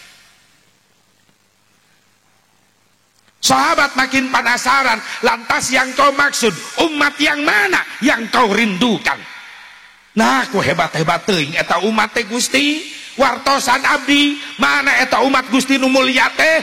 Rasul ngawaler qaumun alladzina ya'tuna min ba'di yu'minuna bi walam yarani. Hiji kaum nu bakal datang terakhir sanggeus kaula teu aya eta jalma-jalma can pernah ningali kaula can pernah ngadenge sora kaula tapi marehanana iman cinta ka kaula urang nu dimaksud ku Rasulullah SAW can pernah ningali wajah Rasulullah can pernah nguping sonten Rasulullah tapi urang banget cinta banget iman ka Kangjeng Nabi Muhammad. Muwahhibah makin diungkap ka panasaranana Gusti abdi tiasa mendakan umat Gusti eta nu mulia tiasa di mana ka di mahsyar panginten di mahsyar majalmi sadayana kum Gusti aya ciri umat kaula mah taha ieu cirina nu kudu diteangan ti ayeuna mana cirina Gusti hiji birrul walidain umat kaula nu teu eureun-eureun salila hirupna nyieun kahadean ka indung bapa li'annahum kanu yabirrunal walidain dina tafsir geus nyampak dina diri budak eta salila hirupna nyieun kahadean bae ka indung bapa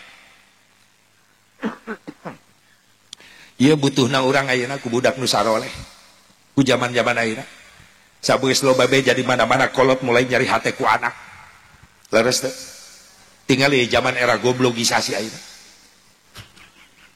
lain globalisasi era goblogisasi di zaman era penggoblogan masa kini geus loba budak gara roblog ka indung bapa loba indung bapa geus nyari hate ku budak ka inam baheula marek kaliwatan indung bapa dodongkoan ti kajauhan Pak Ma punten geser salit abdi bade ngalangkung anak urang kitu teu ngaliwat ayeuna jawab kitu teu indungna jajalaneun main seret wae didupak ku anak nepi ka nyungsep minum bapana ngagoler di tengah imah di lengkahan sia gua julung ngalengkah kagok nincak beheung bapana anak juri juan eta geus nincak beheung bapana molotot ka bapana bokap sih bokap teu nyambung dahar jeung teri ka bapak nyebut bokap datang indungna ih nyokap datang ninina nyokep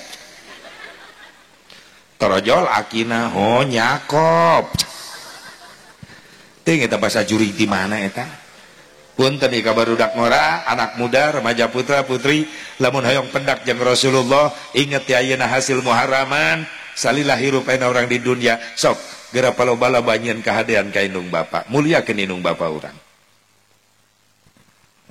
naon sababna sakumaha beunghar nu jadi anak kumpulkeun harta anakna salam dunia jang mayar jasa indung bapa moal kabayar mantak Rasul ngancam moal mere sapaah ka umat kaula saur sahabat umat nu mana Gusti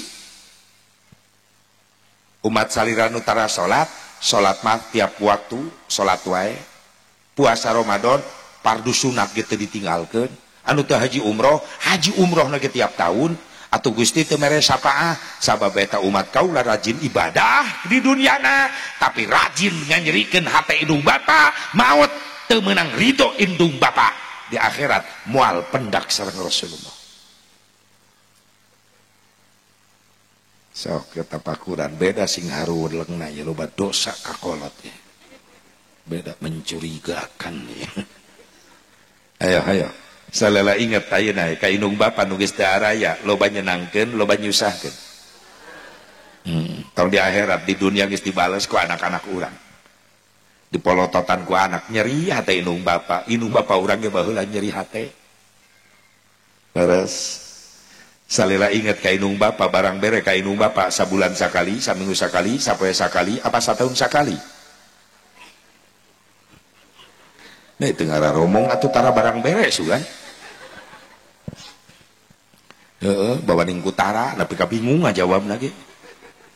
Ya Allah pantas ngancamna berat moal mere syafaah Rasul sabab kasih sayang indung bapa ke anak sepanjang masa teu aya batas entong harta tanaga pikiran nyawa dikorbankan ku indung bapa mun indung bapa rek barang bere ke anak teu loba ngitung bro-broan cek indung bapa na tong harta, tong tanaga, tong pikiran yang nyawa emak, nyawa bapa ditaruhkeun pikeun maneh sok leres.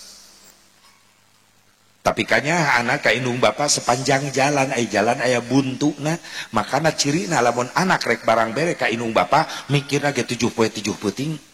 Sieun loba teuing, sieun gede teuing. Aya nu kitu di dieu. Budak goblok. Sok emutan leres ente bahkan anu spesial Rasulullah lahir maaf pangkat derajat ibu justru diangkat lebih tinggi 3 tingkat di atas bapak-bapak. Hei pak, hei ulah coba nganyerikeun hate pamajikan cicing salaki euceul luwak liuk cicing ulah nganyerikeun hate pamajikan sabab pamajikan boga jasa nu teu bisa dibayar ku salaki sampai 3 tingkat ibu diangkat ku Rasulullah 3 tingkat. Ibu kaulah wanita yang derajatmu 3 tingkat dibanding kau mengandung lagi temun anakna 20 aing bulak balik we dinya lagu menyusui mengasuh dan merawat lalu membesarkan putra putrimu ibu. Enak qasidah ya kapunggur masana qasidah kuring keur leutik sok lalajo ibu-ibu nu maena alat baruleud galede naon baheula mah tagoni genjring zaman jadul baheula seragam ge berukat nu barolong nih ibu-ibu gelungkon dia pagede-gede lipan pamadok-madok baheula nakol teh kitu we ti mimiti nepi ka anggeus eueuh perubahan pak brung pak brung gitu ya mimiti lagu teh jauh ti yadana dan pak brung baheula nu nyanyina teh bi engkom nu kecerekna bi uun bi aci si iin si on ge mariluan mereka barareuh leungeunna da kecerekna beusi hamawi yamis semis baheula eta lagu favorit eta lagu baheula anak ke bawah imah jual pamajikan serahkeun aya nu kitu baheula eta lagu nah lagu teh bebeakan eta mah ujung-ujungna teh ya kadal haram atuh kadal mah haram ho keur leutik sok lalajo abdi rombongan qasidah ti lemah sugi pak brung baheula bade mintonkeun lagu-lagu Rolling Stone ini nya Rolling Stone baheula leungit tagoni datang rebana kasidah mulai aya variasi almanar tasik nasidaria cerak jering jering jering jering jering jeng ding ding ding crak jering jering jering jering jering jeng ding ding ding ding ding ding ding ding ding ding ding ding ding ding ding tak ding ding ding ding ding jeng ding jeng ding ding ding ding tak ding ding ding ding ding jeng ding jeng ding jeng ding ding tak tak ding ding tilu poe aing latihan mereka muncrat aing nakol. Leungit rebana datang cerawis. Hah? Kok emak geus kolot? Budak santri di imah meuli alatna baruleud laleuti. Ai latihan sadaek-daek nakol mereka denge ka mana-mana. Eueuh opak eueuh opak. Eueuh opak eueuh opak kadengena teh kitu. Eueuh opak aya gemblong, eueuh opak aya gemblong, eueuh opak eueuh opak. Emping ngecucur, emping ngecucur, kadengena teh kitu. Bu, ibu boga jasa teu bisa dibayar ku salak. Naon jasana CPJ, jenjang menuju kehamilan ibu sok rutin sabulan sakali micenan getih kotor. Naon namina? Bahasa agamana head. Bahasa Indonesia naon? Mens. Bahasa Sunda naon di dieu? Kotoran atau empel ku sia gasruk make sikat kawat kotoran kareseban kotoran halangan atau baung kare bautna. Bahasa Sundana kareseban. Bahasa premanna aya bahasa premana aya ece naon si brewok utah getih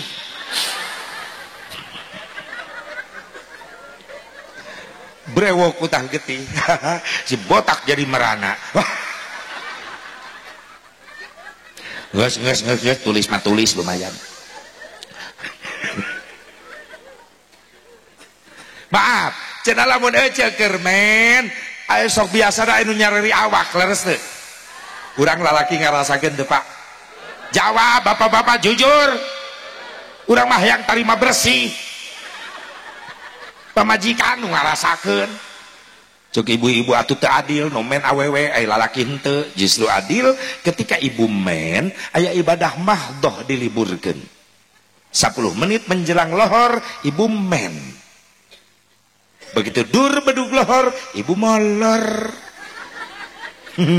bablas nepi ka isya cek salakina dosa sia teh salat sorry Kang men teu bisa kalawan salakina bulan Ramadan berang-berang salakina mah kokoloyongan lapar puasa asup ka kamar pamajikan cek salakina ayo sia kanyahoan teu puasa sia dosa nyai sorry Kang men perlu bukti dele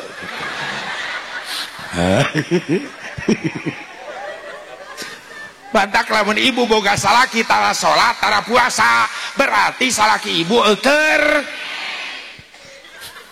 kumaha cara penanggulangan anak gampang soptek urut ibu wewelkeun kana sungut salaki sia tara sholat tara puasa berarti men hakan soptek aing hakan kapalang geus teu bisa dielingan mah wewelan soptek dielingan ku kiai ku ustad teu nurut wae.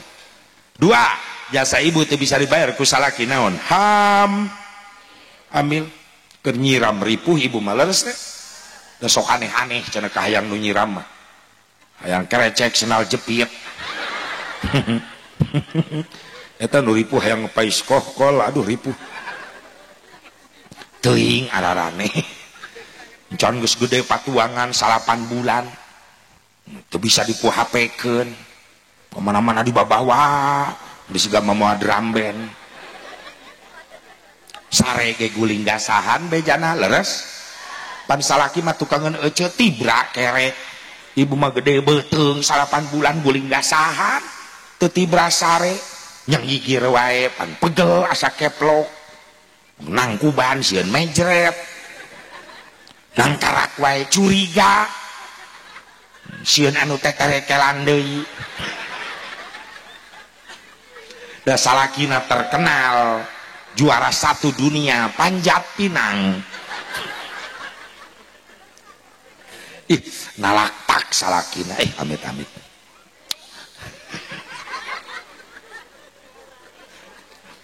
Berat, Bu. Aduh, moal bisa mayar Pak, moal.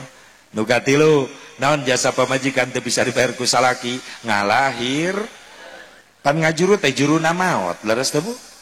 Setiap melahirkan seorang anak, ibu mempertaruhkan nyawa. Cek ilmu kebidanan, ketika ibu ngalahirkan orok, maaf, ratusan ribu urat saraf kecil putus. Mantak taruhanna nyawa. Kurang lalaki ngerasakeun teu Pak? Yang tarima beres. Atuh pamajikan mah di kamar jeung bidan ngaheujeun. Salakina mah di luar we ngenyotan jinggo.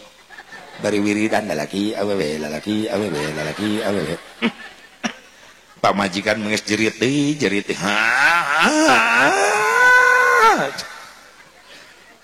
Cek bidan hari ieu salakina muhun Bu bidan sampeurkeun pamajikan geus beak tanaga karunya sirah budak geus nongtoh trek bijil karak nyampeurkeun. Sabar Nyai sabar sok pasrahkeun ka Allah heujeunkeun warga ware nyeri. Pamajikan aral. Ulah aral Nyai pasrahkeun ka Allah. Ngomong ngeunas ya. Aing nu ngarasakeun. Geus atuh tong nafsu wae. Bisa beak tanaga sok heujeun-heujeunkeun itu sirah budak geus nongtong trek bijil heujeunkeun eueuh tanaga Kang nyeri tanaga jeung akang ya akang bareng ame tanaga baru ayo 1 2 3 ayo 1 2 3 ayo bareng-bareng Nyai bareng pan salaki nati heula ngajuru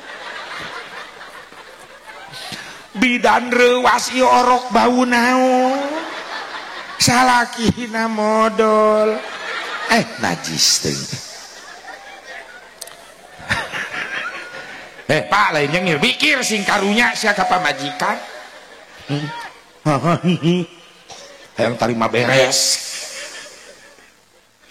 Bakal pantas aya peneliti dunia siapa sih manusia yang paling berani di dunia, cuma satu adalah ibu-ibu. Wow, peneliti dunia.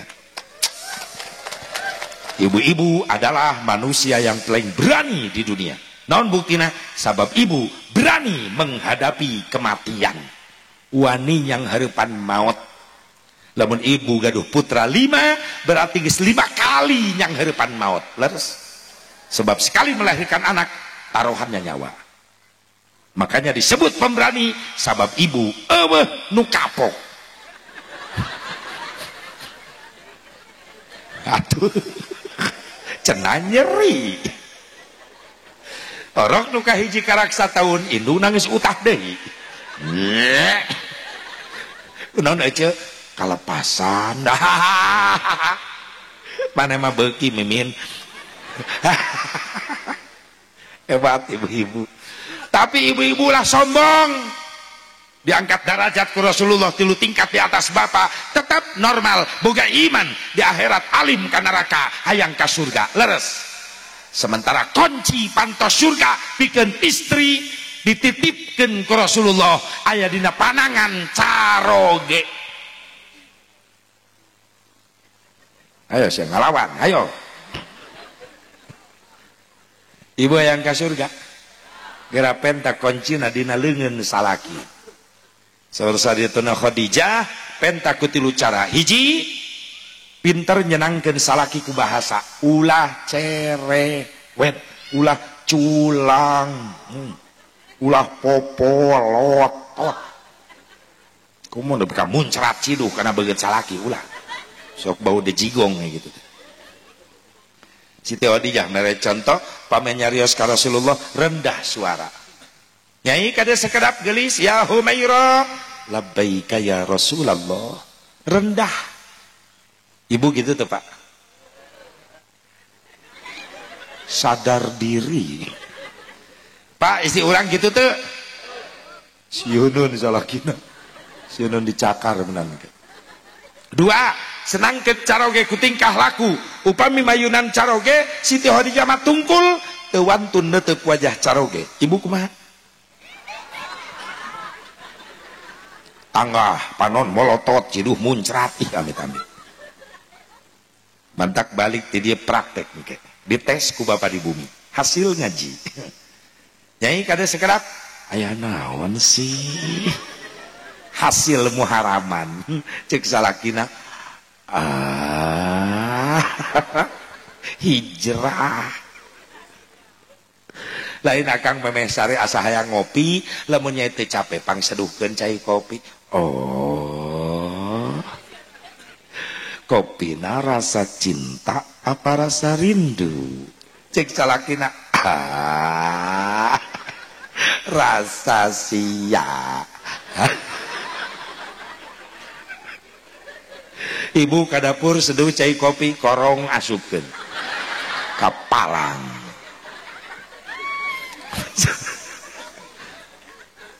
Robah hijrah ulah popolotot gegerewekan. Nyai pagiankeun kopi pamajikanna di dapur ngagoak yen ku sorangan. Tos tutup bagaleungeun tibang kopi meuni manja. Aing teh keur masak lamun teu masak moal nyatu di dinya. Cek salakina ieu teu dijieunkeun ge ieu mah geus seueuh ieu mah. Ya Allah ya Rabbana. Tilu senangkeun caroge ku dandanan osok dangdos. Osok menan ka mana? Oh ka pasar ka ondangan babak belur pabrik cet pararinah kana beungeut kabeh. Giliran sare jeung salaki percis nini pelet nyasar. Bu, kagelisan ibu lain jang batur jang salaki. Tak hasil ya muharaman hijrah sok ayeuna mah. Memeh sare teh bebeja heula ka salaki ti sore kene Kang, engke penting dipake moal. Cek salaki, oke. Lamun arek berarti abdi beres salat Isya rek dangdan. Cek salakina, siap Nyai. Sadiakeun pangjeduhkeun jamu-jamu akangnya, ame balik salat Isya akang jamu-jamuna teu riweuh. Naon Kang kuku Bima? Oh siap. Abdi nyeduh sari rapet ongkoh. Salakina balik salat Isya gura-giru asup ka kamar. Bojo nangis diuk dangdan geulis lipan medok. Begitu asup cek salakina baiti jannati. Rumahku adalah surgaku. Bukti bidadari ada di kamarku. Ngagoak pamajikanna bari nyengir. Tring buri Nyai. Salakina ngagoak nalawang pantel. Indahnya bulan tak seindah wajahmu, kuningnya emas tak sekuning gigimu. Tersadar pamajikan anak lipen medok canggang jengkol nyelap.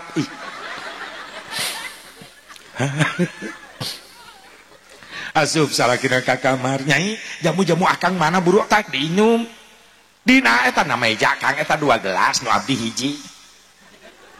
Cek salakina nya gelas nu akang nu mana? Cek pamajikan keketing nu ieu duh poho deui Kang. Cek pamajikan alah nu mana we atuh ada jamu-jamu ieu seger. Salakina nginum sari rapet. Pamajikan anu nginum kuku Bima atuh rek sosonoan teu jadi. Ngadadak riweuh di jero kamar. Nu pamajikanana nu ngadadak hareuras teu pararuguh.